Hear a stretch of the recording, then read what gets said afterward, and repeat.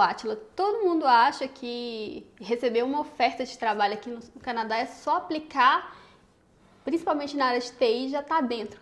Você podia falar um pouco como que foi o seu processo aqui no Canadá? Eu tenho algumas perguntas para te fazer. Quando você aplicou, você já estava aqui no Canadá?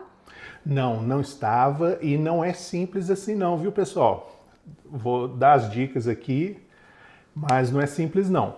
Eu estava lá no Brasil, eu trabalho na área de TI já tem muitos anos, né? Então estava lá no Brasil tentando uma vaga aqui no Canadá e é bem complicado, bem difícil, mas eu estava lá.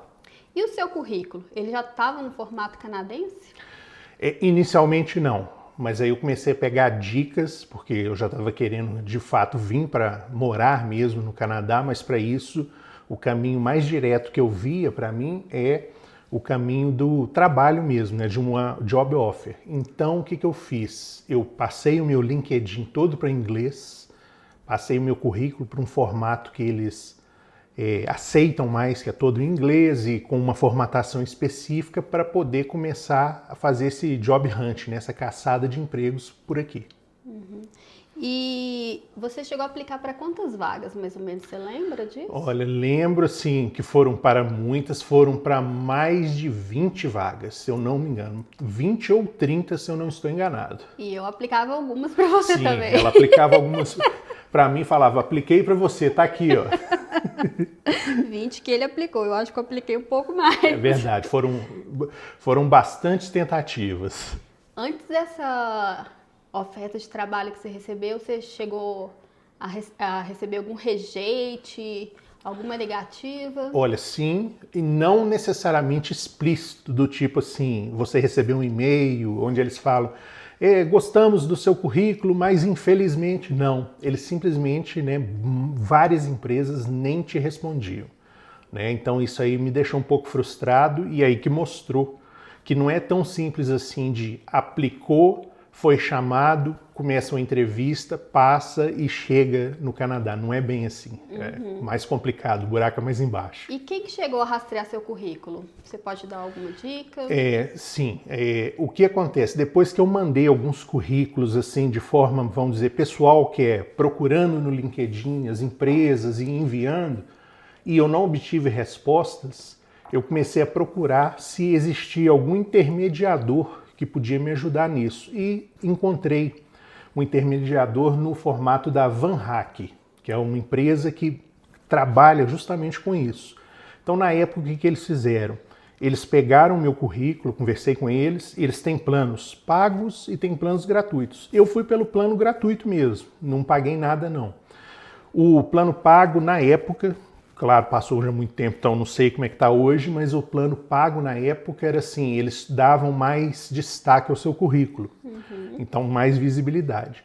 Mas no meu caso foi assim, eu criei esse currículo específico para o formato VanHack que eles pedem, enviei para eles via o website deles e fui clicando nas vagas que eles foram colocando, né? Porque eles têm um sistema, então tem as vagas lá, você vê se é do seu perfil, você vai clicando e esperando um contato. E foi aí que alguns contatos começaram de fato a aparecer. Na época eu acho que eu lembro também que quem pagava tinha uma espécie de treinamento em inglês, uma preparação, sim, né, exatamente. para as entrevistas. Acho que esse era um diferencial. Isso, tinha o que eles chamam de mock interviews, né, que são aquelas entrevistas de faz de conta que eles fazem, né?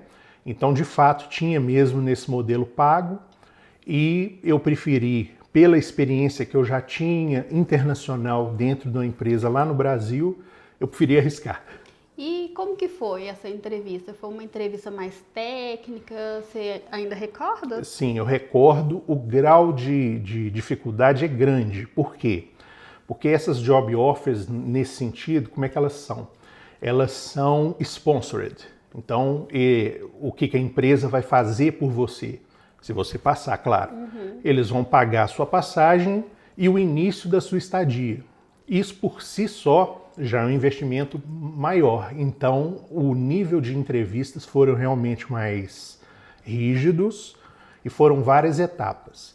Dentro dessas etapas teve a primeira conversa que a gente sempre tem com o líder técnico e o manager, que foi o caso das minhas entrevistas, sempre tinha o líder da equipe e o gerente dessa equipe. Então, o que acontecia? Eles me entrevistavam, faziam algumas perguntas técnicas e algumas eu via que eram mais comportamentais, para poder eles entenderem o meu perfil, como eu lidava com diversos, vamos dizer, cenários dentro de uma empresa, né? Depois veio um teste técnico para ser feito. Esse teste técnico, uma empresa deu 24 horas para fazer, uma outra foi um pouco mais leniente, deu 48 horas. Você tem que completar o teste e enviar para eles. Aí, a partir daí, tem uma terceira entrevista, né, uma terceira interação, melhor dizendo, que é o teste técnico Live Coding, onde eles apresentam um problema, você ali abre o computador onde você tem ali e você resolve o problema técnico. Se eles gostarem da solução, e fica aí uma dica para todo mundo, sempre fale o que você está fazendo, pessoal de TI aí. Sempre fale em voz alta o que você está fazendo, porque isso é importantíssimo para eles verem como é que você raciocina um problema de TI. E aproveitando, se alguém quiser saber o que a empresa que contratou o Átila na época nos favoreceu, né, com relação ao nosso processo, nossa estadia, como que foi, deixa comentário que a gente faz um vídeo só com isso, Isso né? aí. Se estiverem interessados, a gente pode falar cada detalhe. E você já era fluente, né, na época. Você achou que o seu inglês, ser fluente, foi um fator decisivo nessa hora? Sem dúvida alguma, com certeza. Porque o que acontece? Se você não tem um inglês, pelo menos, num nível que você consiga falar de um modo mais, vamos dizer assim, e o meu inglês, principalmente naquela época, estava longe de ser perfeito. Mas era um inglês suficiente que eu podia falar as minhas ideias de forma clara. E você entender é muito importante. Não só falar, como entender perfeitamente o que as pessoas querem. Principalmente numa entrevista. Na entrevista eles vão te apresentar vários problemas. Se você tiver falta de entendimento, o que é que você falou, você pode repetir. Isso frustra um pouco o entrevistador. Então é sempre bom estar com o inglês o mais afiado possível. E eu sei que você já explicou um pouquinho aqui como que foi esse processo da entrevista, mas você podia explanar um pouquinho mais se foi live code, como que foi essa parte técnica? Foram a entrevista toda, principalmente nas duas empresas que eu felizmente passei, aí eu escolhi uma, né? Foi a primeira etapa que foi a primeira entrevista, foi uma conversa técnica e com algumas partes ali meio comportamentais. Com o pessoal da equipe foram 3 pessoas, na época foi o líder técnico, o gerente, né, que é o manager, e mais um técnico lá, sênior da empresa. Então eles me fizeram várias perguntas, já eu vi que voltadas para a realidade da empresa. Então problemas assim, olha, se você tem um portal web dessa forma que recebe milhões de requisições a cada X, como é que você resolve esse tipo de concorrência? Assim? Foram esse tipo de perguntas técnicas que foram feitas na época, eu já tenho 7 anos, né? Então foram esse tipo de perguntas. A segunda interação foi um teste técnico que eles me enviaram. Eu fiz esse teste técnico e enviei para eles de volta o teste completo. Aí eles avaliam, com certeza nesse ponto que eles avaliam todos os testes que foram enviados e gostam das resoluções. E a terceira entrevista, interação, que foi a segunda entrevista, vamos dizer assim, mas a terceira interação aí foi um live coding. Nesse live coding eles apresentaram um problema onde era um problema de back-end na época, para eu poder ver o que era o problema que tinha na requisição de API deles, e um problema front-end, porque essa vaga que eu estava pleiteando era de full stack. Então foram 2 problemas, um de API e o outro de um componente React.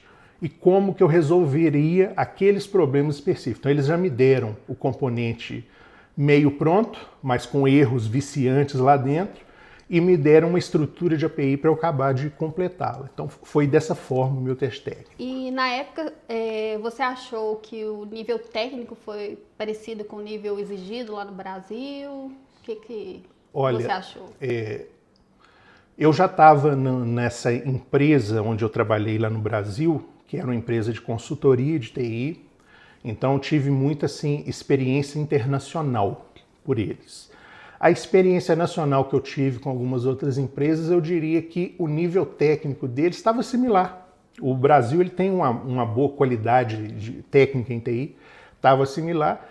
A diferença principal foi a questão do inglês mesmo, porque aí você não está lidando com brasileiros falando em português, você está lidando com pessoas ali em inglês, então você tem que saber, de novo, ter aquele domínio em inglês para você poder apresentar a sua ideia de forma clara. Porque às vezes você pode até ser um excelente técnico em TI, uma pessoa que tenha muita técnica, mas se você não souber falar de acordo ali no inglês, você não vai passar as suas ideias, o seu conhecimento técnico, aí você vai ficar para trás. E o que você acha que fez diferença assim, para você ser aprovado nesses 2 processos seletivos?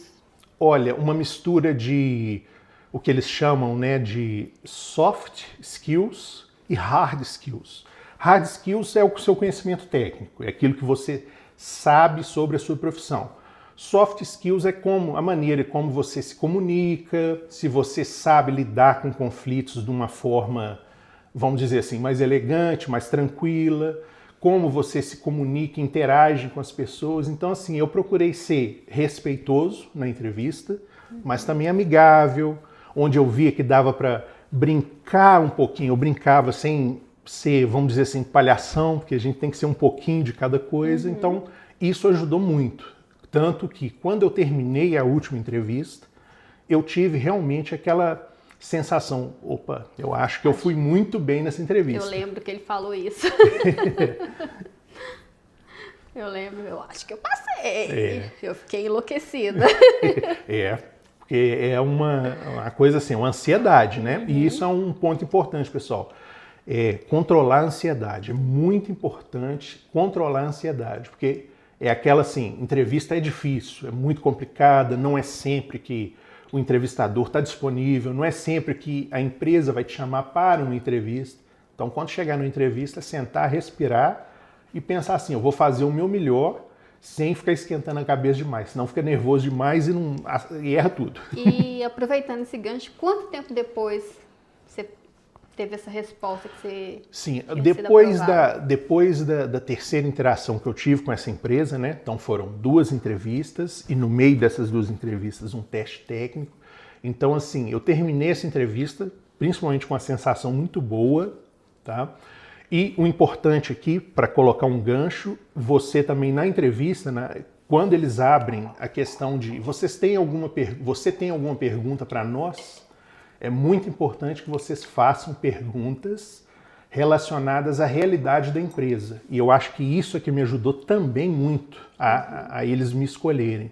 Porque eu lembro até, inclusive, que eu perguntei como era o dia a dia da empresa, como eles gostavam que as entregas fossem feitas, de modo assim, eu perguntei, vocês querem uma entrega assim, ela mais demorada, porém mais assertiva, ou fatias fatias menores de trabalho, unidade de trabalho, com entrega mais, vamos dizer assim, frequente. Então eu vi que isso, só de eu perguntar uma coisa simples dessa, eu vi que o manager gostou bastante.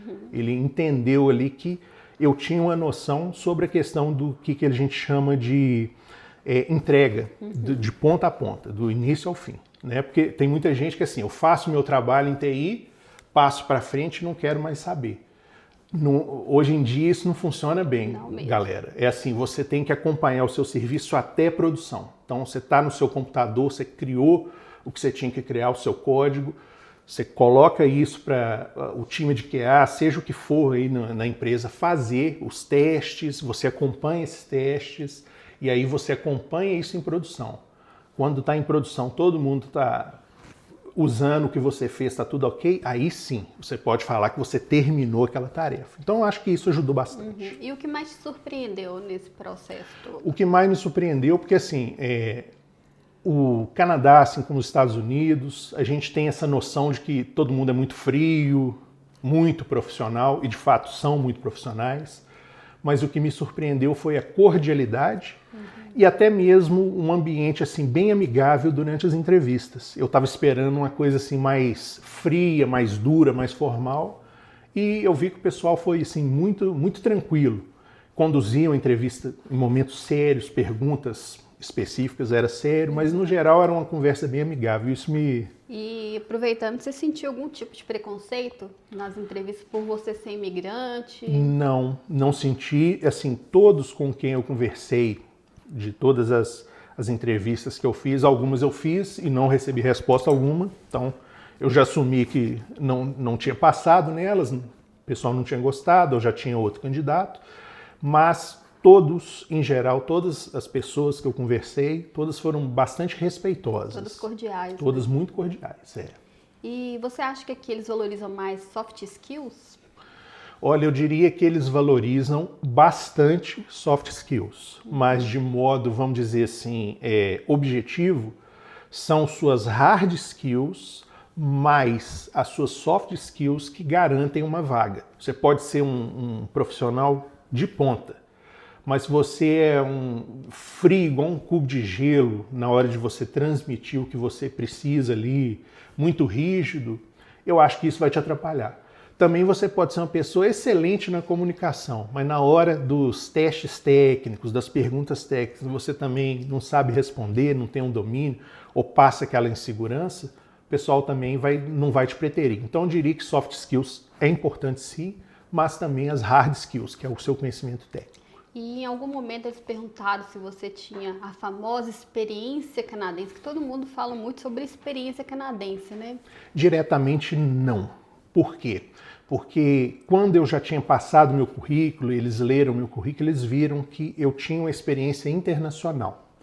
Essa empresa que eu trabalhei no Brasil me permitiu, né, até viagens para os Estados Unidos em alguns meses ali para poder executar, vamos dizer assim, trabalhos dentro de equipes grandes no Vale do Silício. Então isso me ajudou bastante no sentido de eles olharem, poxa, ele trabalhou em empresas grandes aqui, em projetos de empresas grandes. Então isso me ajudou. Mas se eu não tivesse isso, eu poderia apostar que eles iam perguntar alguma coisa nesse sentido. Qual é a sua experiência aqui, canadense ou internacional? Como já estava no meu currículo, eles já inferiram isso e me perguntaram sobre os meus projetos dentro dessas empresas. E aí, como que foi o momento da oferta? Quando eles falaram, Átila, você tá dentro. Então assim, pessoal, foi um alívio e foi assim, na hora que eu terminei essa entrevista, onde eu falei, nossa, eu fui muito bem, não fiquei nervoso e vi que teve uma conexão ali. Inclusive pelas próprias perguntas que eles fizeram pós-entrevista, né? Quando acabou, eles me perguntaram se eu tinha alguma coisa para perguntar a eles, eu fiz algumas perguntas. Eles chamaram rapidamente também, né? Sim, foi coisa assim de 40 minutos eles resolveram. Porque através da Van Hack, a gente não tem esse contato, vamos dizer, direto, né? Então a Van Hack é que intermedia. Então quando eu terminei essa entrevista, até te falei na época, falei, nossa, olha, foi muito bem, parece que deu uma conexão lá, vamos ver. A gente saiu correndo do trabalho, vambora. E é um super trânsito, né, na cidade onde a gente morava, para chegar em casa no horário correto para entrevista. Porque, pessoal, assim, olha, outra dica, por favor, sejam aqui, principalmente no Canadá, Estados Unidos, que eu posso falar que eu tenho experiências, sejam pontuais. E pontual é assim, ó, tá 5 minutos antes dentro de uma sala de reunião, tá? E para quando começar uma reunião, se for uma reunião virtual, entra um minuto, 2 antes, dentro de um Zoom, o que for, o que vocês usam, que é importantíssimo. Isso é verdade. Porque na hora que o recrutador, ou se você já passou num teste, né, numa entrevista, o seu chefe, ele já te vê na sala, seja virtual ou na sala física. Isso é importantíssimo. Aqui eles valorizam muito a pontualidade. Esse negócio de chegar 2, 3, 5 minutos atrasado, isso aí é o que eles chamam de red flag, né? A bandeira vermelha. Eles não gostam. Você convida uma pessoa para vir na sua casa, ela é canadense, você marcou às 2 da tarde, às 1h55 ela vai estar batendo na campainha. É impressionante.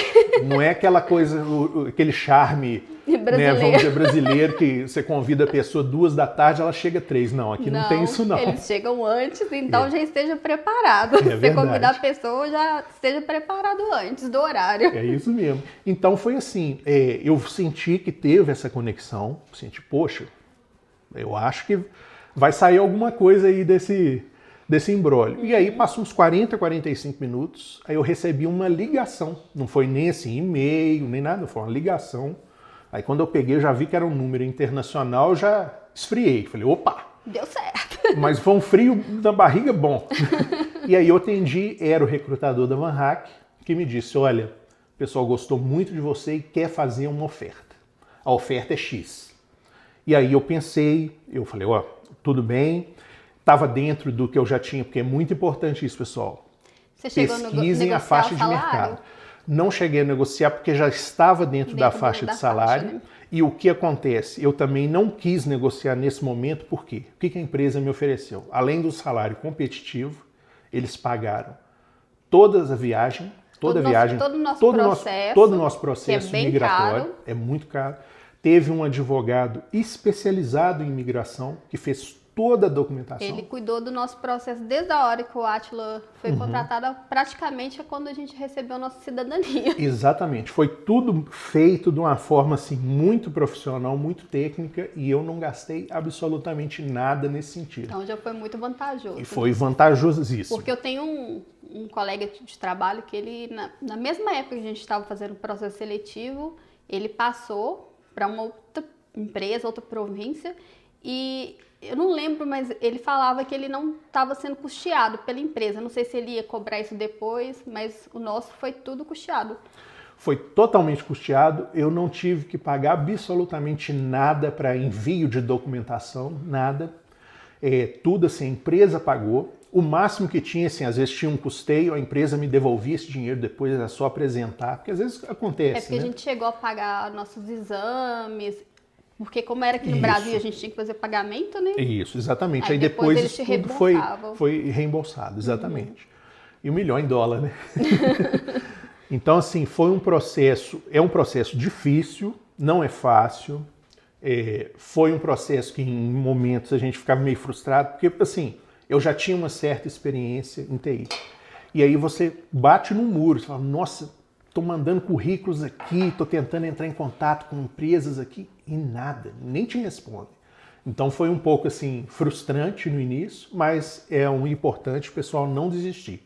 Se é o seu sonho, se é o seu plano de vir para o Canadá, os Estados Unidos, Austrália, enfim, planeje-se e não desanime. Uma hora alguém vai sentar com você e vai escutar a sua história. E aí é a hora de você contar a sua história de uma forma... E aí, quando eu falo contar a história, fazer uma boa entrevista. E se você tivesse que começar do zero, hoje na área de TI no Canadá, o que você faria diferente? Assim, hoje a gente tem que lembrar que a gente vem em 2019, então o mundo era até pré-Covid, né? E o mundo agora é outro, pós-Covid e nesse hype aí da inteligência artificial. Inteligência artificial, ela de fato, ela reduziu muito o pool de ofertas, mas ele não acabou com as ofertas. Porque tem gente que é do apocalipse, né? Não tem mais funcionário de TI, TI acabou, tá inteligência artificial, isso, né? exatamente. Que TI acabou. Assim, na prática, não é bem assim, mas também empresas grandes, elas estão sim adotando AI, né, inteligência artificial, para diversos processos dentro da empresa. Então tem sim muita gente sendo mandada embora, muita gente, mas não só pessoas técnicas em TI. Tem muita gente assim que trabalha com documentação, está sendo tudo mandado embora, infelizmente. Então hoje, o que eu faria diferente no dia de hoje para poder tentar uma vaga no Canadá? Uma dica para quem... Exatamente. Eu entenderia como você pode ser um funcionário muito mais eficiente usando inteligência artificial. Mas galera, procurem aí. Vibe coding. Não. É você ter o conhecimento de TI e colocar a inteligência artificial para te amplificar. Não é para você simplesmente escrever prompts, e principalmente prompts ruins, te dar uma resposta que você acha que está correta, você copia e cola e manda isso para frente. Isso vai queimar o seu filme, isso não vai fazer bem para você. Então, o que eu faria de diferente da época que eu vim para hoje, que tem esse período de quase 7 anos, né? Eu investiria o meu conhecimento de TI em harmonia com inteligência artificial e colocaria no meu currículo esse tipo de habilidade que as empresas hoje estão valorizando muito. Principalmente aquela pessoa que consegue conciliar conhecimento técnico sólido com o conhecimento de AI, de fazer prompts bem feitos, de montar skills bem feitas na AI para poder os agentes que tem fazerem tudo que você precisa de forma correta, e você tem que delegar para AI hoje em dia, né? O trabalho repetitivo delega para AI, fica com um trabalho intelectual de alto nível para você. Então, se você consegue fazer isso, eu acho que hoje em dia você consegue uma job offer nesse sentido, tá? Isso é o que eu faria diferente. Então, esse foi o assunto de hoje, sobre como que o Átila conseguiu essa oferta de trabalho na área de TI. E se você tiver alguma dúvida, deixa aqui nos comentários pra gente. Se você tiver alguma sugestão de assunto que a gente possa estar conversando aqui, explicando, se a gente souber também, né? Isso. E importante, pessoal, é só para dizer assim, a gente vai sempre narrar essas experiências, tá? A gente não está aqui como consultor de imigração, tá? Cada caso é um caso diferente. Então, assim, se você tem sonho de fazer esse projeto, Canadá, os Estados Unidos, o que for, procurem pessoas especializadas para isso, para poder darem a vocês o leque de opções que vocês possam ter. Pessoas de confiança. Pessoas de confiança, exatamente. E assim, o nosso processo foi esse. Então aqui a gente só vai relatar o nosso processo. Espero que ajudar, né? Espero que ajude aí a galera de alguma forma. De alguma forma. Então é isso. Tchau!